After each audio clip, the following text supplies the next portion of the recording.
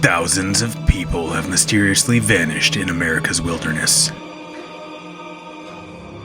Under strange and unexplainable circumstances.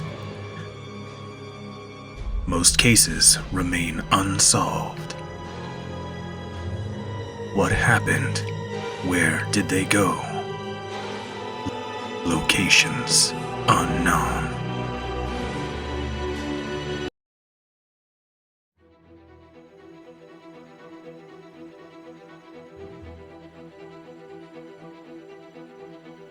Thousands of people have mysteriously vanished in America's wilderness. Join us as we dive into the deep end of the unexplainable and try to piece together what happened. You are listening to Locations Unknown.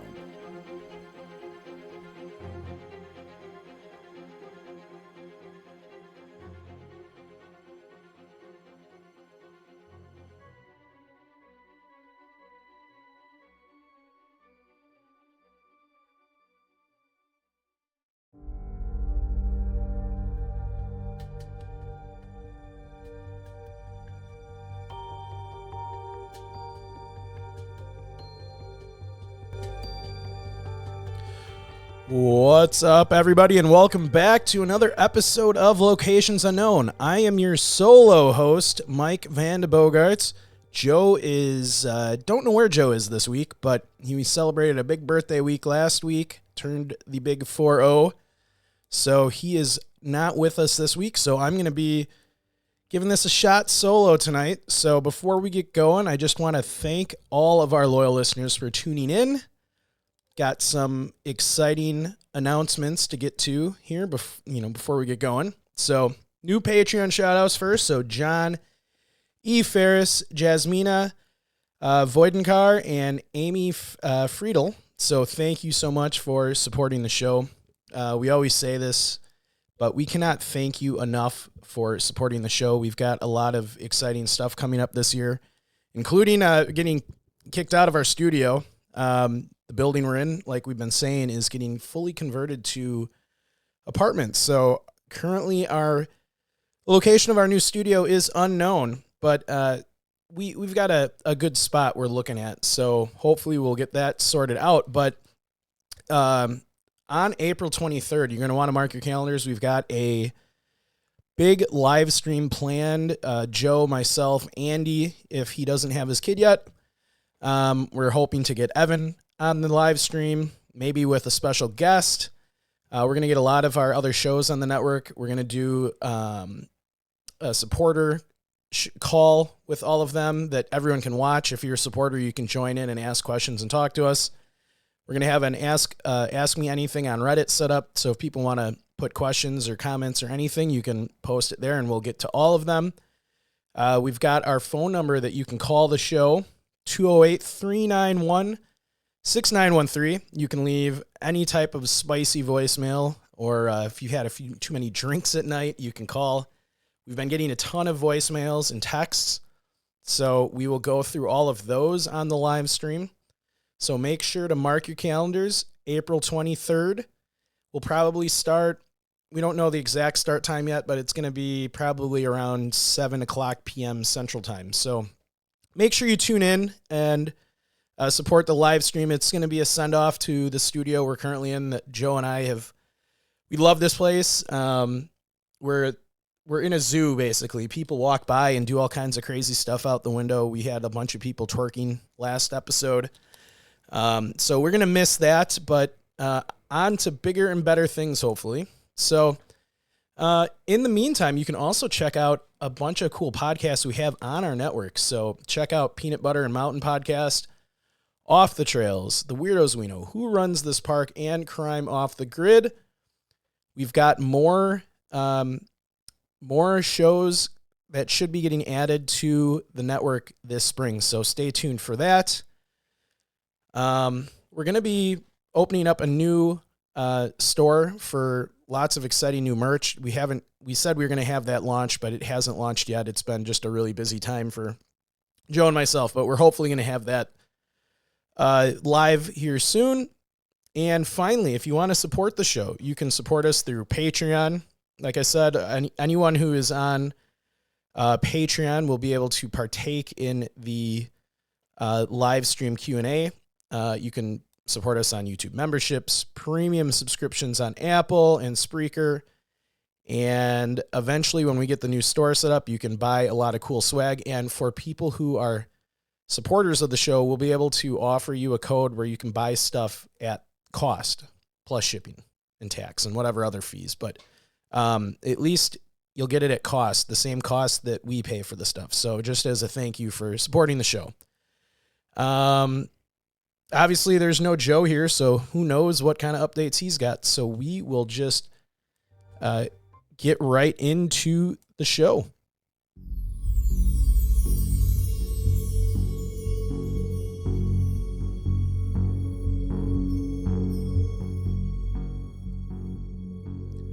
On September 25th, 1981, a 58-year-old woman mysteriously vanished while hiking a familiar trail in Great Smoky Mountains.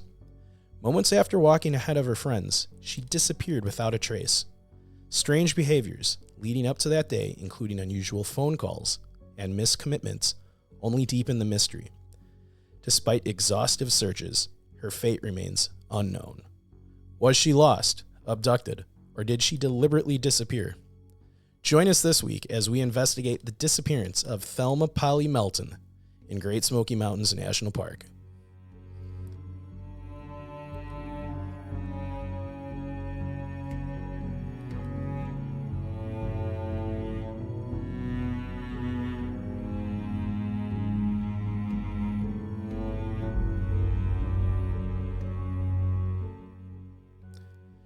So we are going back to Great Smoky Mountains National Park. It's one park I have not been to yet. I'm hoping to get there someday. It looks beautiful in all the pictures and videos I've seen.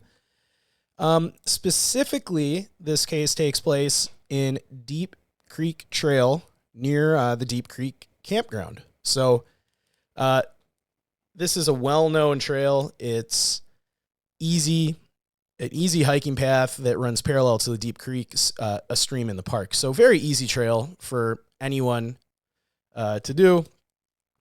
Obviously, this park is located in Tennessee and a bit of North Carolina. It was established June 15th, 1934. It is one of the most populated or visited parks in the country. So in 2023, saw over 13.3 million people. So a lot of people visit the park. Some quick habitation history of the area. So around 10,000 BC was when the first humans, Paleo-Indians, arrived in the region as nomadic hunter-gatherers following the retreat of the glaciers.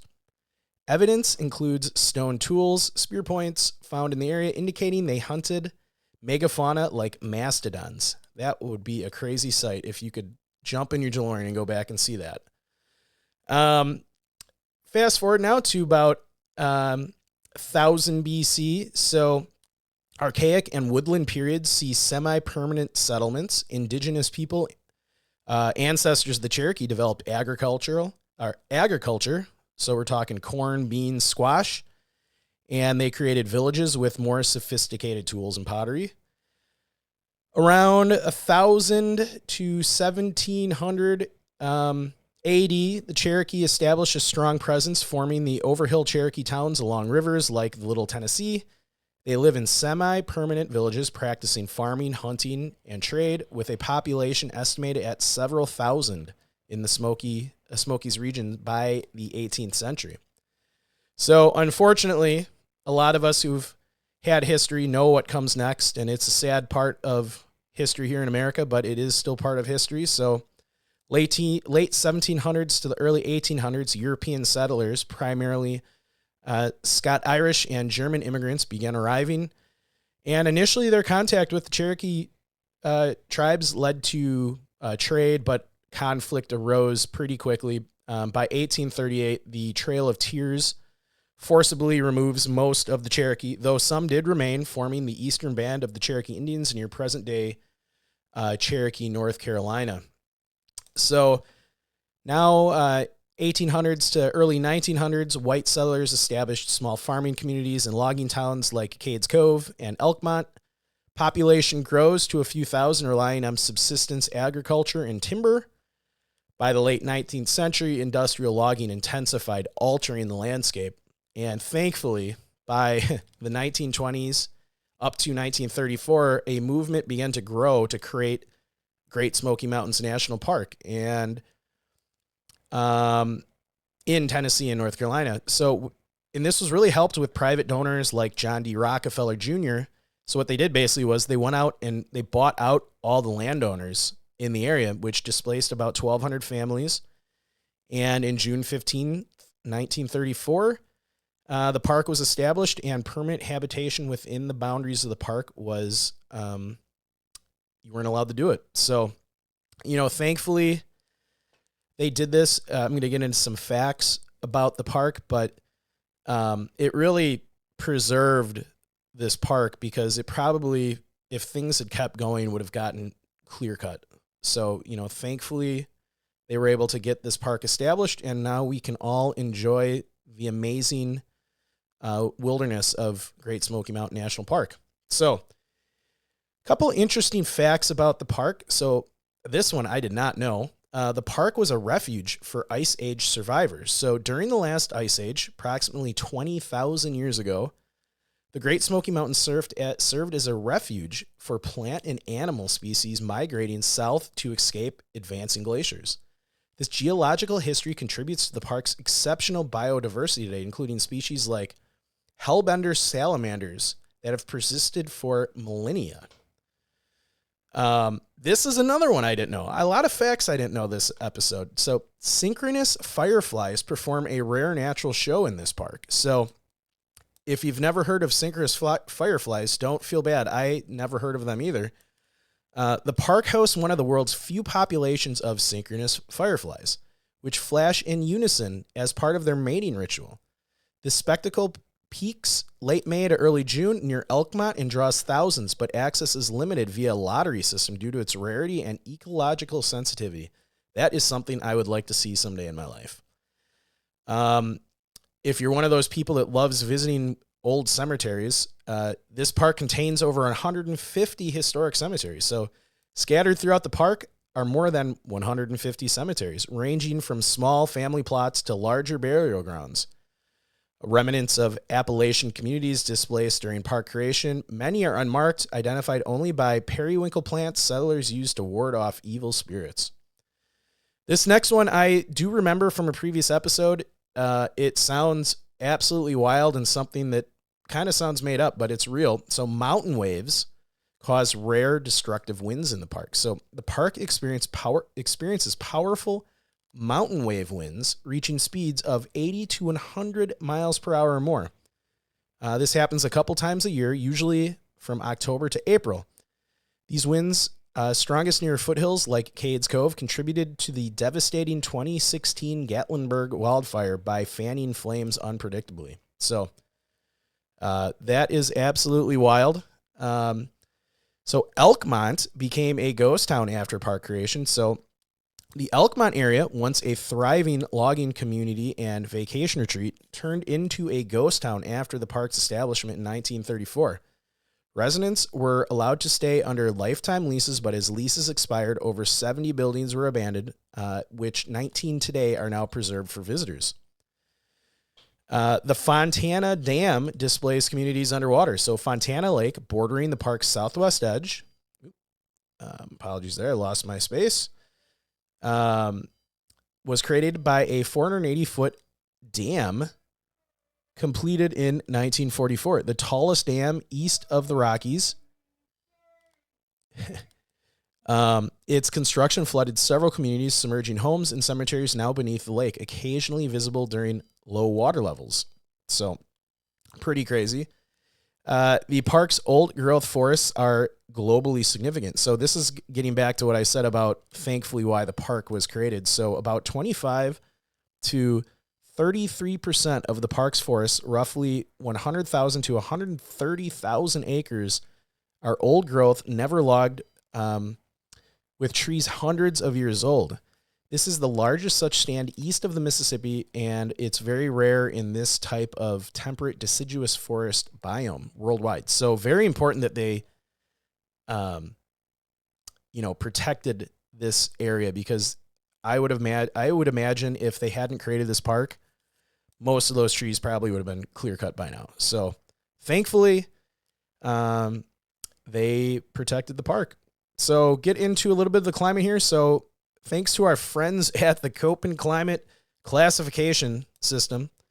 So the climate of Great Smoky Mountains National Park is classified as a humid subtropical, characterized by mild to warm summers, cool to cold winters, and significant precipitation year-round. Temperatures, average highs in the summers, 85 degrees Fahrenheit or 27 to 29 degrees Celsius. At lower elevations, it cools to 70 to 75 degrees Fahrenheit, 21 to 24 degrees Celsius for our foreign listeners.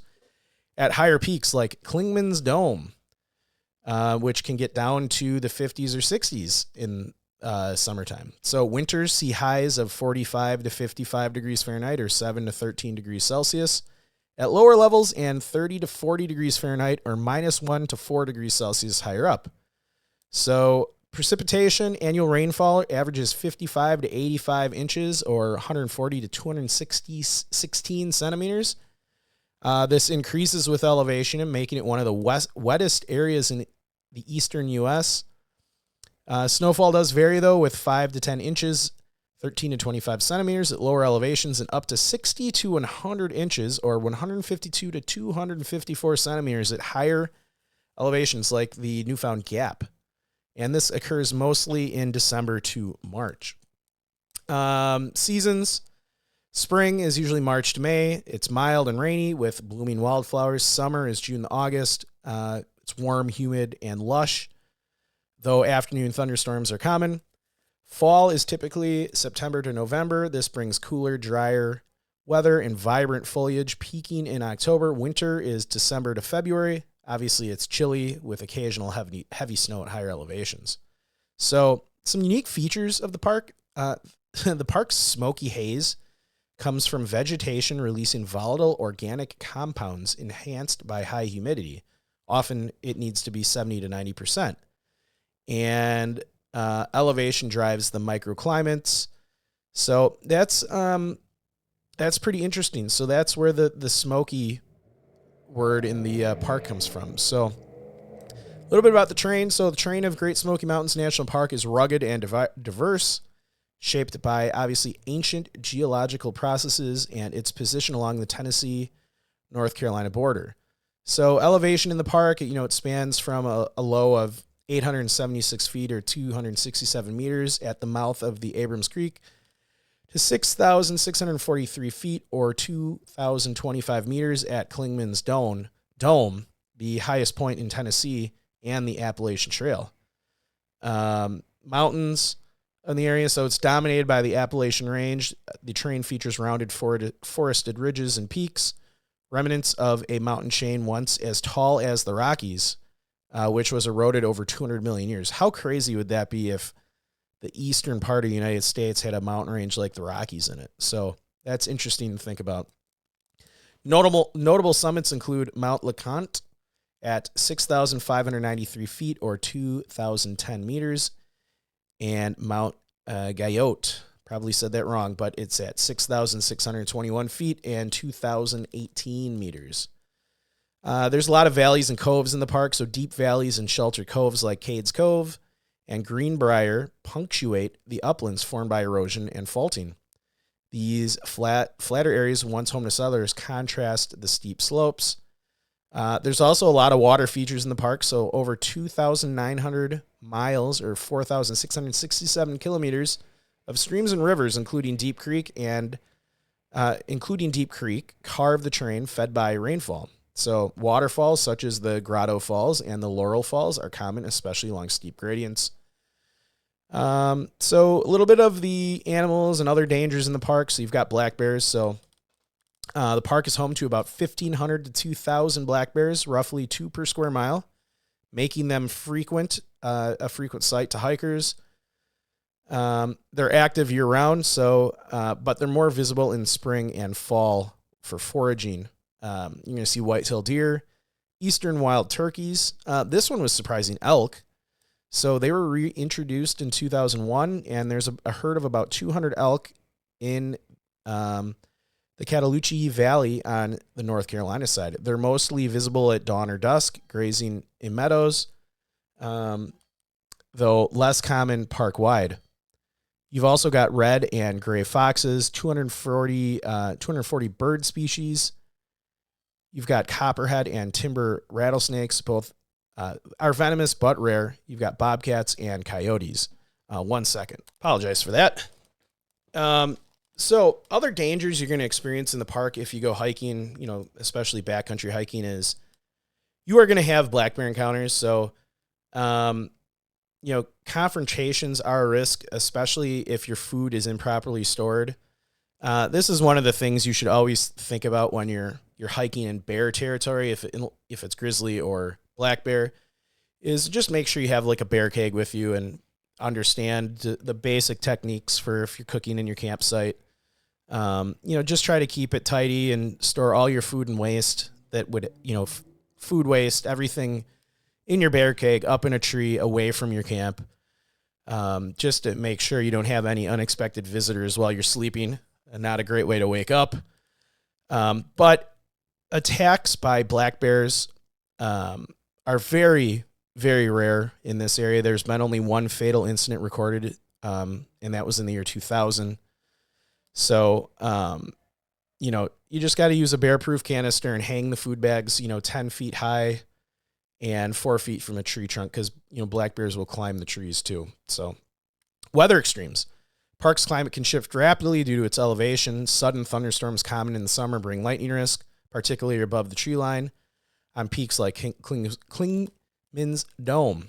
And obviously in winter, you've got the chance to get up to 100 inches of snowfall annually. So just keep an eye on the weather. And, the best advice is to obviously check the weather and then hike early. Start as early as you can, even before dawn. And, if you're going to do some kind of peak, maybe try to get it done by lunch because in the summer, a lot of the storms will spool up in the afternoon. So just be mindful of the weather. You do not want to get caught on a peak in a thunderstorm. So other terrain hazards, getting lost. This is true for any national park. There's 800 miles of trails. So, just make sure you have a map, a compass, and just do some basic training before you go, just on how to navigate with a compass. It's not too hard, but you should know how to do it just in case. Like you have a GPS and phone, but that stuff could get wet or break or die. So it's always good to know how to use a compass. They're light and cheap to buy. And then, dehydration, heat exhaustion, and insects and ticks. So if you want to hike this area and do some backcountry hiking and enjoy the wilderness like Joe and I do, here's just some tips to hike in this area safely. So plan and permit, obtain your backcountry permit online or at a ranger station. It's required for all overnight stays. It's super cheap, $8 a person. You can reserve spots at one of the 100 plus designated campsites or 15 shelters. Popular sites like Icewater Spring fill fast. So make sure to do this as soon as you can. Bear safety, we've already talked about it, but, store all your food, trash, and scented items. People don't think of, toothpaste, other things, in a bear-proof canister or hang them 10 feet high and 4 feet from the tree trunk using a bear bag and 50 feet of cord. Cook and eat 100 yards from your sleeping area. If a bear approaches, stay calm, make noise, and back away. Never run. Obviously, carry bear spray as a precaution. And I would say always use a bear keg. I was hiking in Zion, and I put my stuff in a bag, and the squirrels got into all my food. So bear keg, nothing's getting into, even the squirrels. The squirrels will, the bears are a problem, but the squirrels will wreck all your food too. So I would just use a bear keg. Navigation, we've covered this, but, detailed topographic map isn't a bad idea. GPS device, cell service is usually unreliable in all the national parks, so just plan on your cell phone not working, but still bring it with you. Trails are marked, but, fog and dense forest can obscure paths, so know your routes and obviously share your itinerary with someone off-site. Water, bring 2 to 3 liters of water. You're going to go through a lot of water per day, especially in the summer. So make sure you have a purification method. They've got all kinds of things you can use: filter, tablets, UV pens. You can get, pull water from anywhere in the park, but then just filter it because you don't want to drink it raw. You're going to get giardia, and that'll wreck your trip. So you can always do it the old-fashioned way too, boil your water. So just make sure you have enough water. You don't want to get dehydrated and have that wreck your trip. Weather prep, pack in layers, rain gear, fleece, all that stuff. You can always take layers off. But if you don't bring enough and you get cold, that's a problem. So footwear.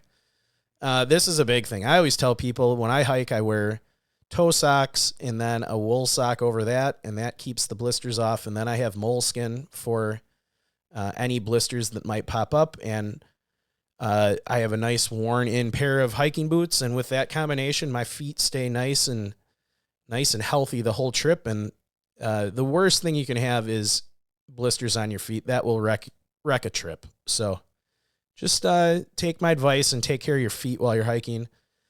And finally, pace yourself, start early, know your limits, know your hiker, your companion's limits, have some basic wilderness medical training. I'm not saying you need to go take a course, but, read a book and just, be prepared for being able to handle certain things. And obviously, Joe and I always stress this, leave no trace, pack out all your garbage, and don't go, stay on trail, and just try to keep it as nice as it is for you for the next person. If you have to go number 2, obviously, go off trail, dig a hole 6 to 8 inches deep and 100 feet from water, and do your business, and then bury it. And,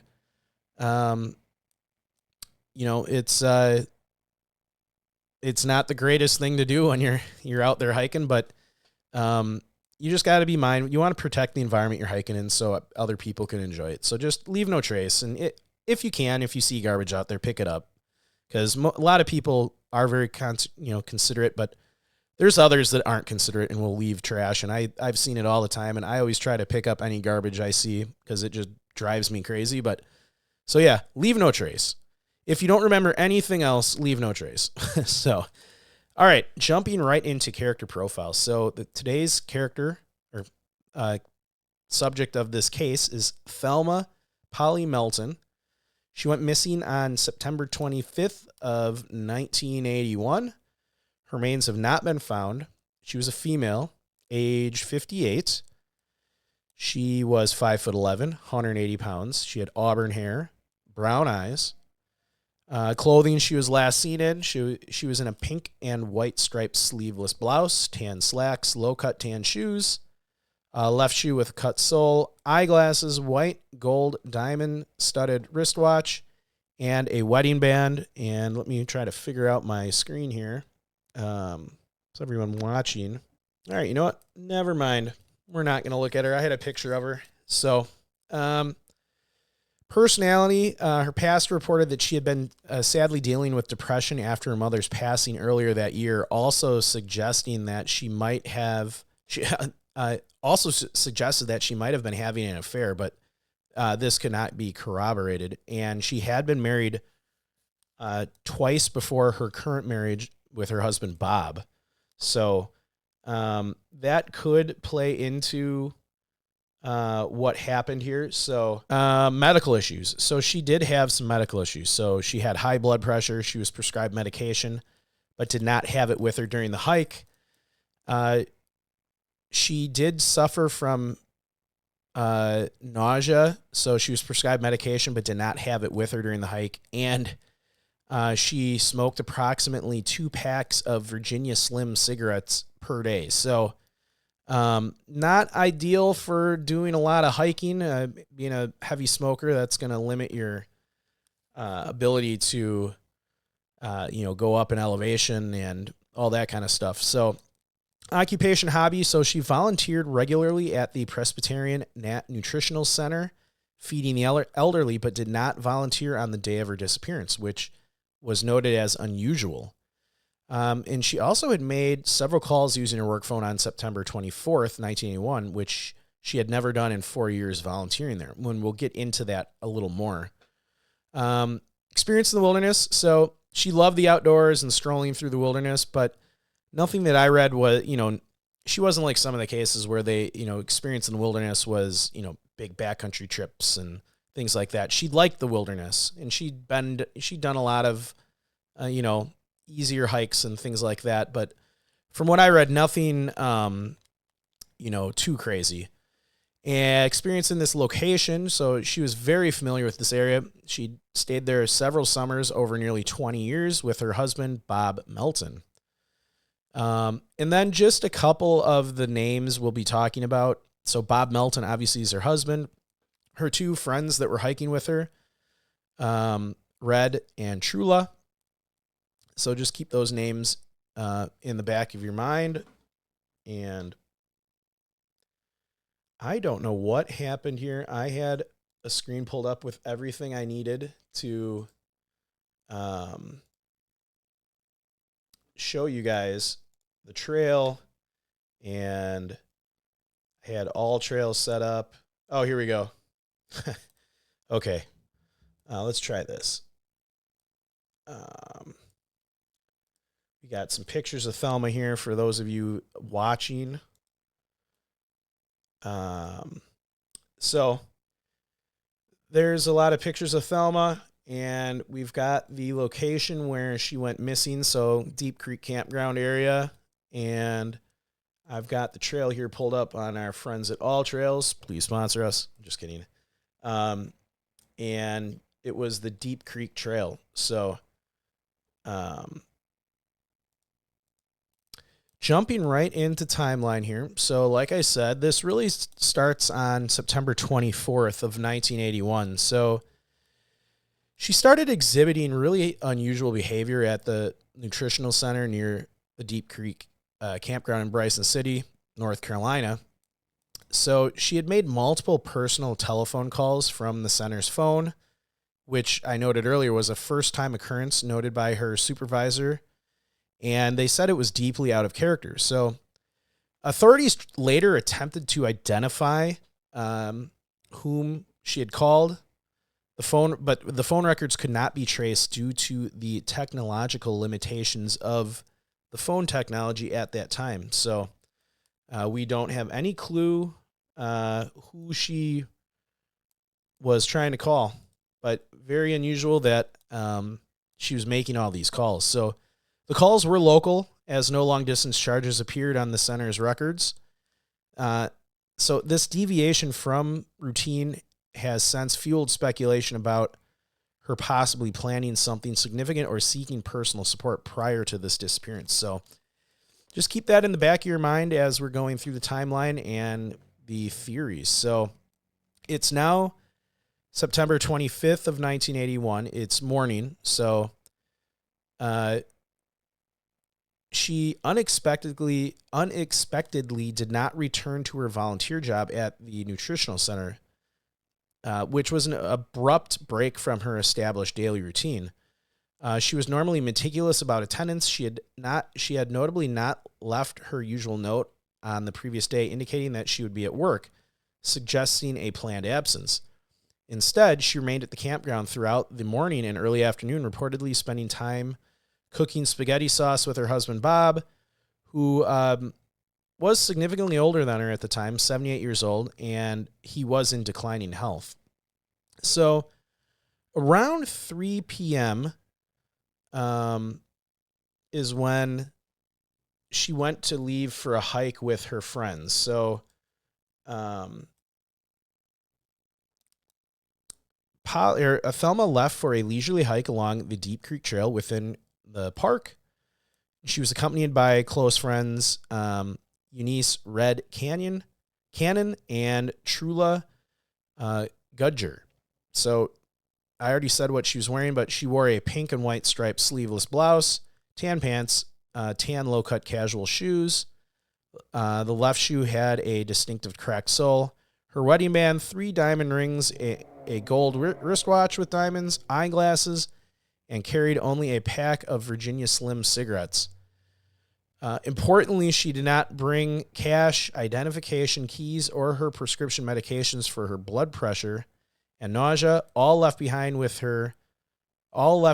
in her trailer at the campground. So that tells me that she was not planning to be out hiking very long. She was just going for a quick stroll with her friends. So it's now around 4 p.m.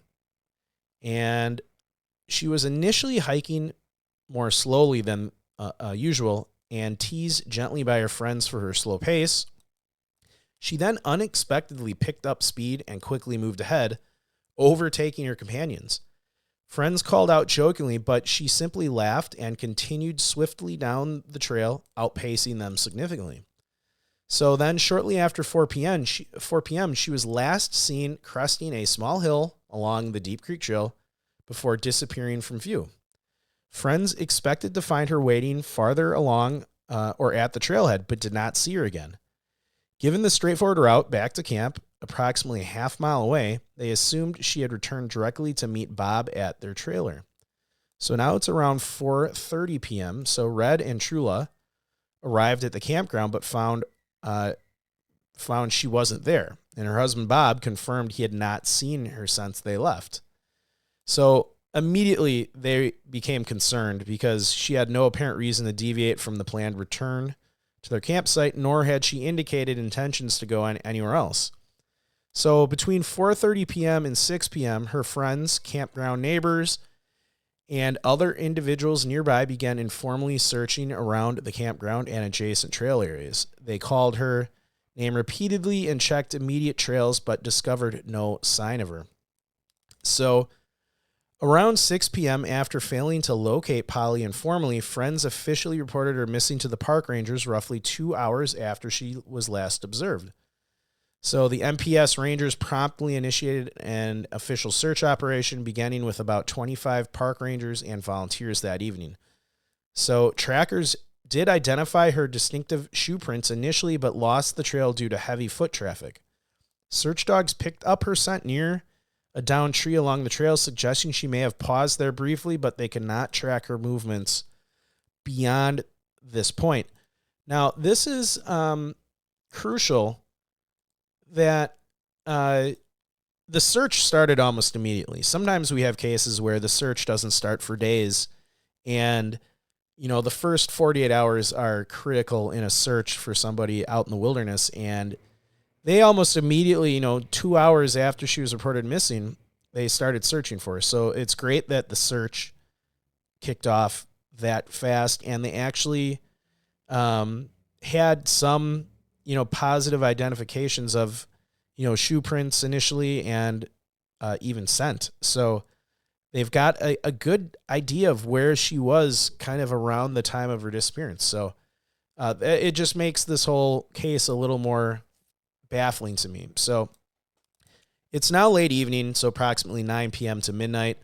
So during the initial nighttime search, her husband, Bob, suffered a serious medical emergency, reportedly a stroke or heart-related event, which is crazy.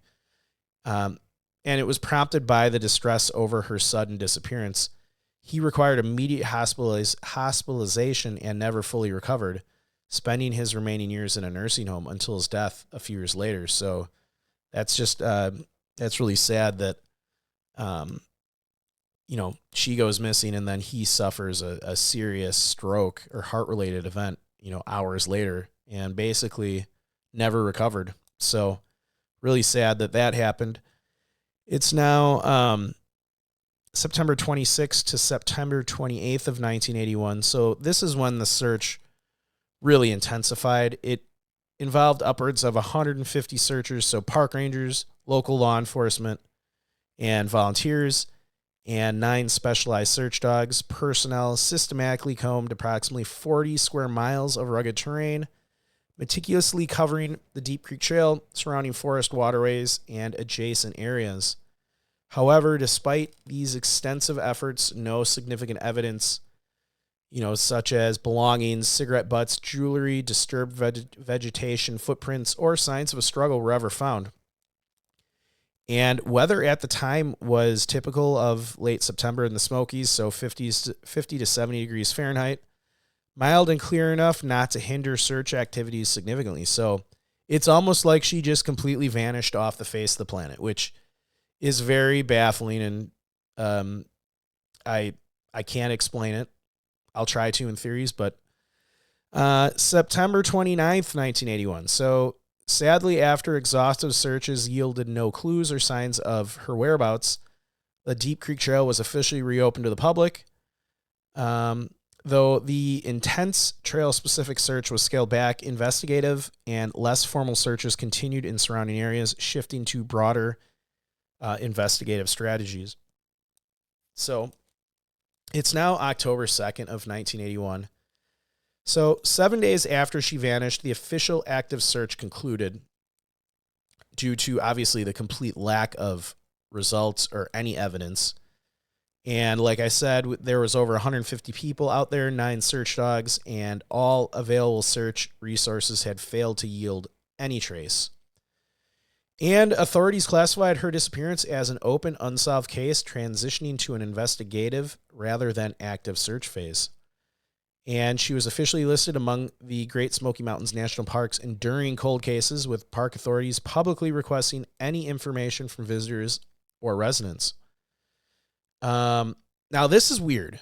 So we don't have an exact date, but it was roughly April of 1982. So approximately 7 months after she disappeared, a bank check issued as an interest payment on a certificate of deposit made out to Polly Melton was cashed at a bank in Birmingham, Alabama, approximately 300 miles southwest of the disappearance location. Handwriting analysis even indicated the endorsement signature appeared genuine, strongly resembling her known handwriting. However, and this is crazy, the bank teller who handled the transaction could not recall specific details, and identification verification was not required under banking practices at that time. Authorities treated this development seriously, though, and they thoroughly investigated it, yet the lead ultimately became a dead end, never definitively confirmed as authentic nor proven fraudulent. No further financial activity connected to her was ever uncovered. So that's just wild. I know it's 1982. I guess they don't, I don't know if they would have had, closed caption or CCTV in the bank at that time, or but it's just wild they weren't able to go deeper in that investigation. Someone basically signed her name and it matched her, signature, and cashed a check, and that's where it ended. So just some other notable details about her at this time. So like I said, she experienced recent bouts of grief, depression, and anxiety following her mother's death several years earlier. She had previously discussed these struggles openly with a minister. Some speculated these emotional factors contributed to, some of the theories I'm going to get into. Her husband's bottle of prescription Valium also went missing around the same time as her disappearance. This also added speculation, but proved to be inconclusive. And like I said, the extensive searches, investigation, and family follow-up never turned up anything. No confirmed sightings or credible leads have emerged since 1982. And sadly, it's good closure for the family, but she was declared legally dead or deceased on 1991, with her family placing a memorial headstone for her in Alabama. So, very puzzling case. I'm going to get into theories here, and I really don't know what could have happened to her. She was with her friends. She went over a ridge and then was gone. They didn't find any trace of her. She was smoking 2 packs of cigarettes a day. You'd think maybe you'd find a cigarette butt on the trail. But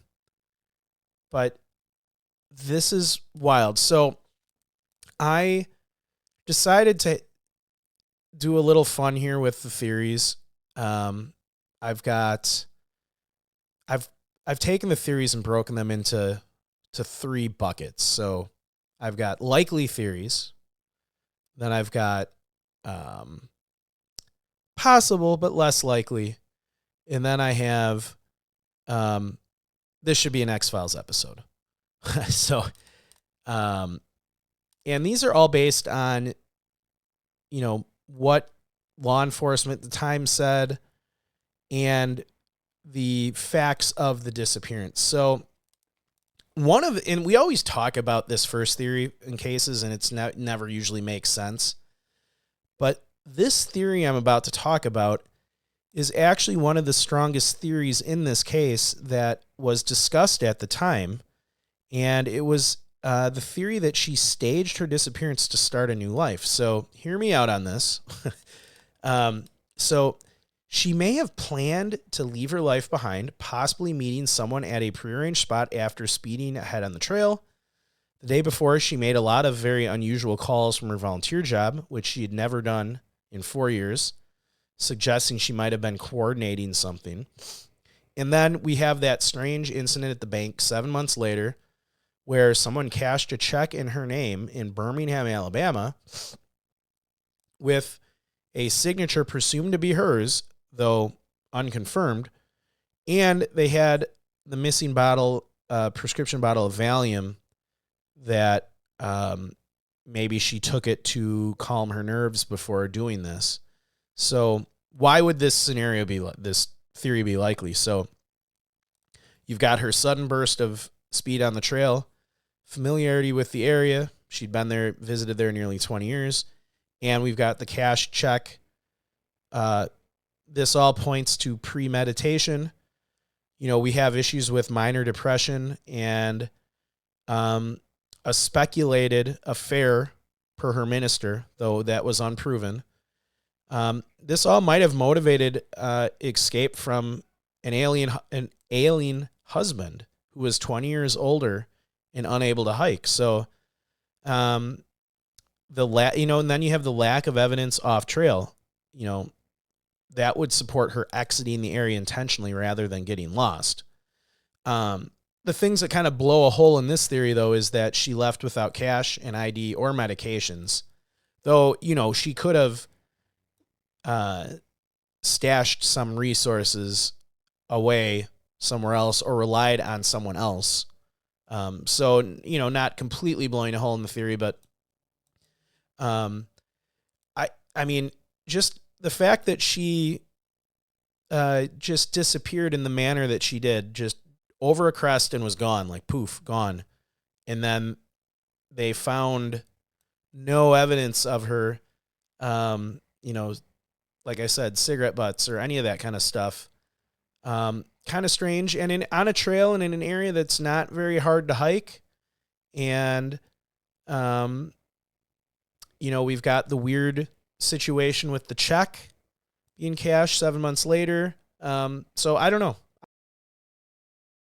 This might be the strongest theory for this case. But then another very likely possibility was a medical event leading to hidden remains. So like I said, she did have high blood pressure and suffered from nausea. For she took medication, though she didn't have it with her on her hike. She could have suffered some health crisis, heart attack or stroke after speeding up, collapsed off trail in dense foliage, and remained undiscovered despite the exhaustive search. Why this could be a likely theory. So, her health conditions and lack of medication increase the odds of a medical emergency. The park does have rugged terrain, very thick forest, thick undergrowth. It could conceal a body, especially if she wandered slightly off path for collapsing. Search dogs did pick up her scent at a downed tree, suggesting maybe she rested there, but then lost it, possibly due to environmental factors like wind or water. The thing that kind of blows a hole in this theory is, no body or belongings were found. Cigarettes, glasses, her shoes. So, even though I think that's a likely theory, I'm not holding it that high on my list of theories, just because I feel like if she had gone over the crest, had a heart attack, and collapsed, I feel like they would have been able to find her body if that would have happened. Her friends probably would have even found her. So But it's still, she had high blood pressure, smoked, heavy smoker. Um, Very possible she had some kind of sudden medical emergency. But yeah, like I said, nothing was found. So these are possible but less likely theories. So accidental fall into Deep Creek or beyond. So she might have fallen into Deep Creek, which parallels the trail, or a hidden ravine, or after speeding ahead, with her body swept away or lodged out of sight. The creek's flow could have carried her downstream beyond the search area. So it is possible that this happened just due to the trail's proximity to water, a few hundred feet in places, and a rapid pace could suggest a misstep. The search did cover the creek, but might have missed a submerged or distant body, especially if she drifted into nearby rivers. Though, again, this is also not that likely because there were no signs of a struggle or off-trail footprints. She was 5'11", 170, 180 pounds. That makes an unnoticed fall less probable in daylight, especially with others on the trail. So searchers were, thorough, and they included, water searchers. So, and they didn't find anything. So possible theory, but less likely. Another less likely theory was suicide with Valium overdose. So she could have taken her husband's missing Valium, sped ahead to isolate herself, and overdosed, dying in a hidden spot. So, like I said, she did suffer from depression after her mother's death. And she did have a history of using Valium. So maybe her depression got to the point where she sadly considered committing suicide. And the only reason why I even have this in the theory list is just because the husband's bottle of Valium was missing, and her emotional state prior to this hike. So that is the only reason why I even have it on the theory list. But again, I don't think this is that likely because she wasn't considered suicidal by those closer. Now, we all know that doesn't always, mean what it, hold as much weight, because people can carry a lot of stuff internally without letting people around them know. But, her husband, her friends, everybody knew her, said she wasn't suicidal. And, again, she didn't leave any trace of herself being out there, even if she had committed suicide, so that, there was nothing found of her. So, yeah, I don't know. I think it's just a not very likely scenario, but still possible because of, like I said, the bottle of Valium missing, and her depression that she was going through prior to the hike. So can't completely take it off the list of theories, but I don't think this one's that high up on the list. And finally, to round out my less likely theories, was foul play by an unknown assailant. So it's possible she might have been abducted or attacked by someone on the trail who then disposed of her body. The park has seen rare violent incidents, and her isolation ahead of friends could have provided an opportunity. But again, 5'11", 180 pounds. She, I'm not saying she was overweight or anything. I'm just saying, like, she's a formidable target for someone who is going to try and abduct you. And there were no reported signs of a struggle or screaming in this a busy trail. Searchers found no blood, clothing, or dragged tracks, and an abduction in broad daylight with witnesses nearby would be nearly improbable. So, again, could it have happened? Sure. But I think the chances of it happening on this trail at this time of day, with her being a formidable target for someone trying to abduct somebody, I just don't think this one's very likely. And then finally getting into this should be an X-Files episode. So obviously the first one on this list is supernatural abduction or portal. So some have suggested she was taken by a paranormal entity such as a Bigfoot or slipped into some kind of dimensional portal common in tales of national park vanishings. We've covered those in some of our episodes. And this is fueled by her sudden disappearance without a trace. So, I mean, like I said, she went over the crest of the hill and was gone. So, but in reality, there's no scientific basis for any of this. And there were over 150 searchers and dogs out there that likely would have found some sign if a creature was involved. And obviously portals defy the laws of physics. So, not very likely in my list of theories. And finally, you gotta mention alien abductions. So there are some corners of the internet that theorize she was snatched by aliens mid-hike, which would explain the lack of remains or clues. And the Smokies for hundreds of years, probably thousands of years, have this mystique to it. And, it's when things like cases like this are unexplainable, which I truly feel like this is an unexplainable case, it opens the door for these X-Files types theories. Obviously, alien abduction and portals and supernatural abductions have no basis in reality. But when all of the theories that are based in reality don't really line up with the case, it opens the door for those theories. I don't believe them, but there are people that think something really weird happened to her. And I can't 100% say that didn't happen, because all the theories I listed for likely and less likely don't all perfectly fit into what could have happened to her. I really don't know what happened to her. I'm leaning towards, I think she staged her disappearance.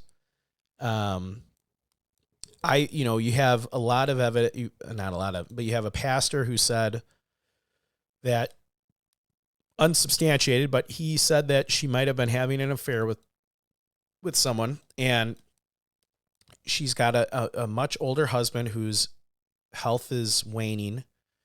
And then you have the check being cashed in Alabama 7 months later with basically her signature on it. And you have the lack of any physical evidence in this area. I think it kind of just leads towards, for whatever reason, she staged her disappearance. And she was suffering from depression, and maybe she just thought, I need to wipe the slate clean and start new somewhere else. And maybe that's what she did. I never liked the staged disappearance theories, because I just can't imagine someone wanting to do that. But all the other theories I listed don't really match that well with what could have happened. Medical event. She would have, went over the ridge and had a heart attack, collapsed on the trail or off trail. They would have found her. Accidental fall into the creek. That begs the question, why would she go 100 feet off trail to see the river? And you would have evidence of her, stomping through the brush and under, all that thick brush to get to, they would have noticed that. The dogs would have, they had dogs out there right away that already were picking up scent. And they checked the waters. Now, she could have, her remains she could have floated, downriver out of the search area. So it's possible. But, and then suicide with the Valium. I mean, yeah, it's possible, but, she wasn't suicidal. And no evidence again. There was no evidence, she would have her body would have had to be somewhere in there for that to happen. Foul play, obviously pretty unlikely in this area at this time of day. And she was a formidable woman. No reported signs of screams or anything. I just find that one not very probable. And obviously the X-Files theories are completely not based on reality. So yeah, my theory is she staged her disappearance just based on what little evidence we have. So you guys let me know what you think. This is another baffling one. I got to thank our researcher, Cherish Green. She did the legwork on this episode. Very interesting case. Let me know what you guys think in the comments. Would love to hear your opinions and thoughts on what happened. All these weird pauses you're seeing are me trying to control all of the show's control board and cameras and everything on my own while still talking and reading the case notes. So thank you for tuning in. Sorry. To Locations Unknown. Make sure to tell all your friends and family about the show. Don't forget to support us on Patreon, all the other places, YouTube memberships. Hopefully we'll be back next week. Joe and I will be back in full force, and we'll get a proper episode in, so it's not just me fumbling around here trying to figure out how to run all this stuff. Let me know what you think happened. I'm puzzled by this case. I have no clue what happened. I think she staged her disappearance. But yeah, you guys let me know. Leave a comment on Facebook or YouTube, wherever you're listening to this. And when you're enjoying the beauty and wonder and the amazement of nature, always remember to leave no trace. Thank you, and we will see you next time.